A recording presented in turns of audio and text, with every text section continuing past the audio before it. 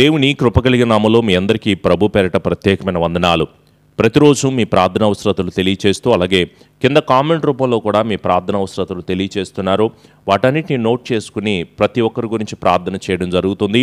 సేవకునిగా విశ్వాసంతో ఒక మాట చెప్పగలను, మీ దుఃఖదినములన్నీ కూడా సమాప్తమయ్యి ఇప్పుడు ఏదైతే అవసరత గురించి మీరు ప్రేయర్ రిక్వెస్ట్ దేవుని సన్నిధిలో ఉంచుతున్నారో వాటన్నిటి నుంచి విడుదల పొందుకొని, నా దేవుడు చాలా గొప్ప కార్యం చేశాడు, నా దేవుడు ఉన్నతమైన కృప దయచేశాడు, ఘనకార్యాలు నేను పొందుకున్నానని బలమైన సాక్షులుగా దేవుడు మిమ్మల్ని నిలబెట్టబడును గాక. ఆమేన్. ఈరోజు కూడా దేవుని వాక్యాన్ని ధ్యానం చేసుకుందాము. యోహాను సువార్త 11వ అధ్యాయము 40వ వచనము.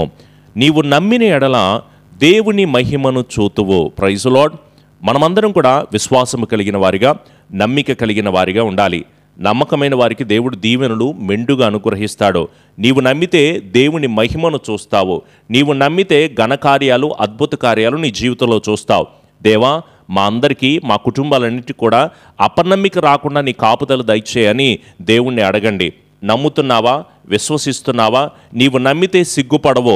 నువ్వు చాలా కంగారు పడుతున్నావు, దిగులు పడుతున్నావు, బాధను అనుభవిస్తున్నావు, వేదనను అనుభవిస్తున్నావు. అయితే దేవుని సేవకునిగా మీతో చెప్పగలిగిన మాట, మనము సిగ్గుపడవలసిన అవసరం లేదు.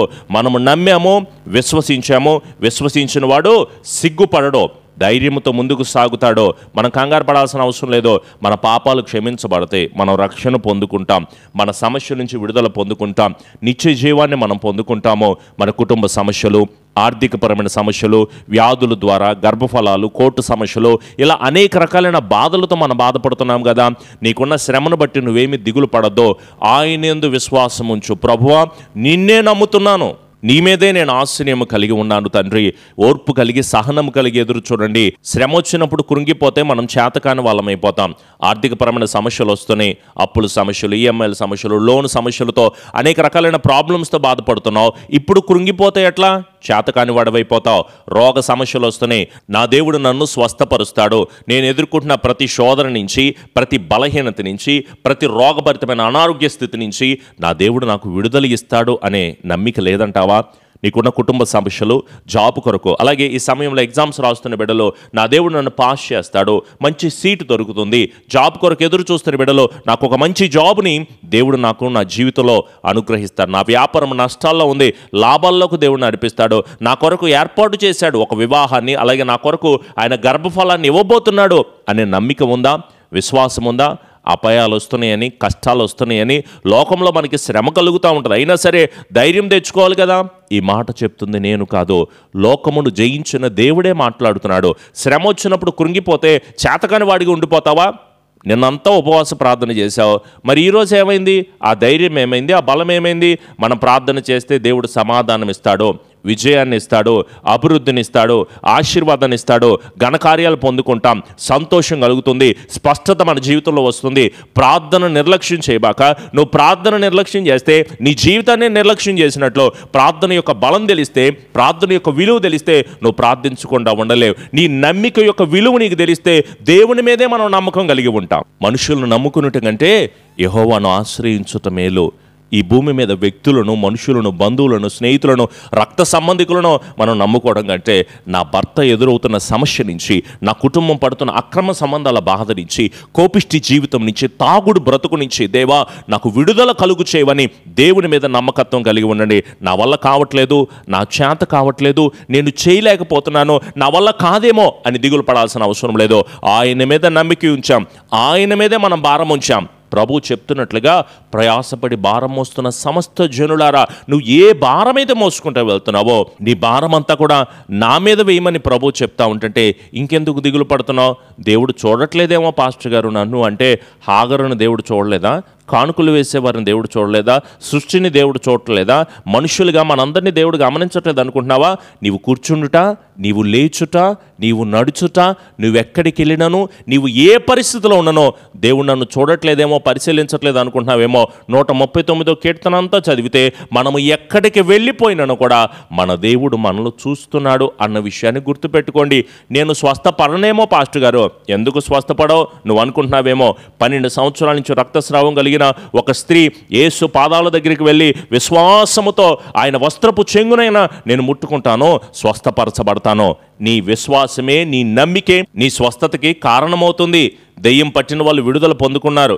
నడుము వంగిపోయిన స్త్రీ స్వస్థపరచబడలేదా? అనేక మంది పక్షవాయువు కలిగిన వారు స్వస్థపరచబడ్డారు. హిజ్కియా రాజు అడుగుతారు, దేవా దయచేసి నాకు ఆయుష్ను పెంచు తండ్రి, నాకు బలము కలుగు చేయి ప్రభువా, శక్తిని అనుగ్రహించు అంటే దేవుడు స్వస్థపరచలేదా? కృప చూపి నీ జీవితంలో ఉన్నతమైన దీవెన కలుగు చేస్తాడు అనే ఆలోచన నీకు లేకపోతే ఎట్లా? ఇశ్రాయేలు ప్రజలు దేవుడు నడిపించలేదా? పేతురుని నీళ్ళ మీద నడిపించలేదా?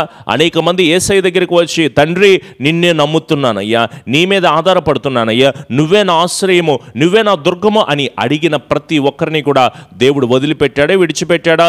ఈరోజు నీకు స్వస్థత కలుగుతుంది, నీకు విడుదల కలుగుతుంది, నీవు ఆశీర్వాదాన్ని పొందుకుంటావు, నీకు వచ్చిన ప్రతి సమస్య నుంచి గొప్ప జయాన్ని పొందుకుంటావు, నీ గొడవలన్నీ కూడా పోతాయి, నీ కోర్టు సమస్యలన్నీ కూడా విడుదల పొందుకుంటావు, నీ కుటుంబ సమస్యలు, నీ ఆర్థికపరమైన ఇబ్బందులన్నిటి నుంచి దేవుడే నీకు విడుదల కలుగు చేయబడును గాక. నీ శ్రమను ఆశీర్వాదకరంగా, నీ వేదనను సంతోషంగా, నీ అవమానాన్ని దీవెనకరంగా మార్చే దేవుని ఎడల మనమందరం నమ్మిక కలిగిన బిడ్డలుగా ఉందాం.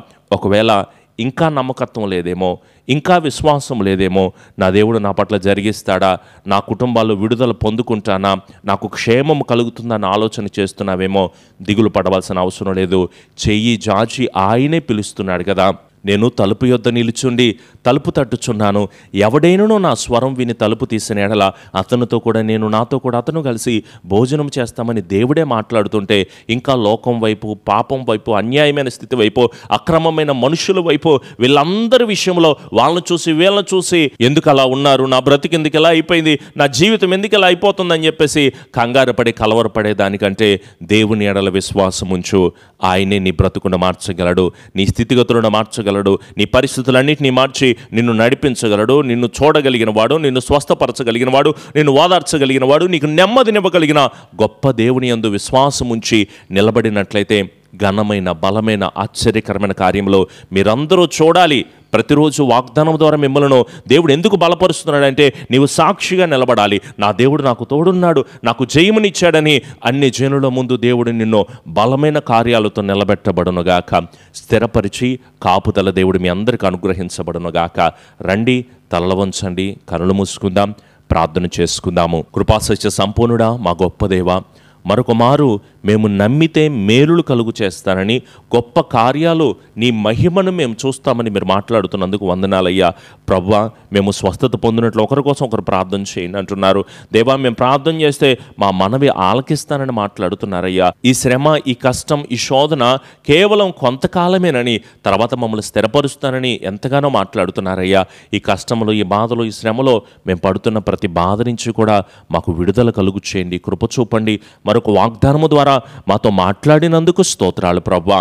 నీ బిడ్డలందరినీ కూడా దీవించి కృప చూపి కాపుదల కలుగు చేయండి. వాక్యాన్ని వింటున్న ప్రతి ఒక్కరిని కూడా వారు ఎదుర్కొంటున్న ప్రతి శోధన నుంచి జయాన్ని కలుగు చేసి, విడుదలిచ్చి, కృప చూపి ఆదరణ కలుగు చేసి, నెమ్మదిని, సమాధానాన్ని, కృపను బిడ్డలందరికీ కూడా మీరు అనుగ్రహించండి తండ్రి. మందిర నిర్మాణాలన్నింటిలో కూడా మీరు ఎంతగానో తోడై ఉండి బలపరుస్తున్నందుకు స్తోత్రాలు ప్రభువా. నీ బిడ్డలందరూ వారి వారి పనులన్నింటినీ మిక్కిలిగా ఆశీర్వదింపు చేయండి, దీవించండి, కృప చూపండి, కాపుదల దయచేయండి ప్రభువా. ఎదురవుతున్న శోధన, బాధ, బలహీనత, వేదన, ఇరుకులన్నింటినీ విడుదల కలుగు చేయండి. మా ప్రధానమంత్రిని, రాష్ట్రపతిని, ముఖ్యమంత్రులను, ఎంపీలను, ఎమ్మెల్యేలను, మినిస్టర్లను, కలెక్టర్లను, ఐపీఎస్, ఐఏఎస్ అధికారులను మీరు దీవించండి ప్రభా. రైతులని, సాఫ్ట్వేర్ జాబ్ చేస్తున్న వాళ్ళని, డాక్టర్స్ని, డ్రైవర్స్ని, పేషెంట్స్ని, ఈరోజు జరుగుతున్న సర్జరీలన్నిటినీ కూడా మీరు దీవించండి ప్రభా. అలాగే ఇంజనీర్స్ని, డాక్టర్స్ని, బిజినెస్ చేస్తున్న వాళ్ళని, అలాగే ప్రభా వారు పని చేస్తున్న బిడ్డలు, చిన్న చిన్న పనులు చేస్తున్న బిడ్డలు అందరి చుట్టూ నీ కాపుదల, కృప, క్షేమమును, వృద్ధిని, ఆశీర్వాదాన్ని బిడ్డలందరి బ్రతుకులో మీరు కలుగు చేసి, స్థిరపరిచి, ఆదరణ దయచేసి, దీవెనకరంగా నడిపించి కృప చూపమని ప్రభువా. మరొక వాగ్దానం వినేంత వరకు కూడా తండ్రి నీ ఆత్మకార్యాలు, నీ బలమైన కృప మా అందరికీ కూడా కలుగు చేసి, స్థిరపరిచి కాపుదల దయచేయమని మా ప్రియ రక్షకుడైన యేసు నామములో అడుగుచున్నాము తండ్రి, ఆమెన్. మన తండ్రి అయిన దీవెన, కుమారుని యొక్క కృప, పరిశుద్ధాత్మని యొక్క అన్యోన్య సహవాసపు సన్నిధి ఎల్లకాలము దేవుని ఆత్మ బిడ్డలకు, కుటుంబాలకు తోడయ్యుండి నడిపించి, కృప చూపి ఆదరణ దయచేయబడును గాక. ఆమెన్. యేసు రక్తమే జయం, సిలువ రక్తమే జయం. ప్రభు యేసు నామములో సంపూర్ణ జయము, అపవాది క్రియలకు అనంత నాశనమును కలుగును గాక. మీ అందరికీ కూడా ప్రభు పేరిట ప్రత్యేక వందనాలు. ఉదయకాలం 6 గంటలకు లైవ్ ఆరాధన వస్తుంది. తప్పకుండా ప్రార్థనలో ఏకీభవించండి. అలాగే మీ ప్రార్థన అవసరతలు కింద కామెంట్ రూపంలో తెలియచేయండి. వాటన్నిటిని నోట్ చేసుకుని ప్రార్థన చేస్తున్నాము. అలాగే డిస్ప్లే మీద కనిపిస్తున్న ఫోన్ నెంబర్కి కూడా మీ ప్రార్థన అవసరతలు తెలియచేయండి. మందిర నిర్మాణాలు జరుగుతున్నాయి. అలాగే పరిచర్య అనేక మందికి వెళ్ళులాగున మీరు కూడా ఈ వాక్యాన్ని అనేక మందికి షేర్ చేయండి. మీ బంధువులకి, మీ స్నేహితులకి, వారు కూడా వాక్యాన్ని వింటారు, ఆధ్యాత్మికంగా బలపరచబడతారు. ఈ వాక్యాలు మరలా రావాలి అని అనుకుంటే కనుక ఛానల్ని సబ్స్క్రైబ్ చేసుకోండి. శ్రద్ధగా ప్రభు మాటలు వినండి. దేవుని ఆత్మ మీ అందరికీ తోడై ఉండునుగాక. ఆమెన్.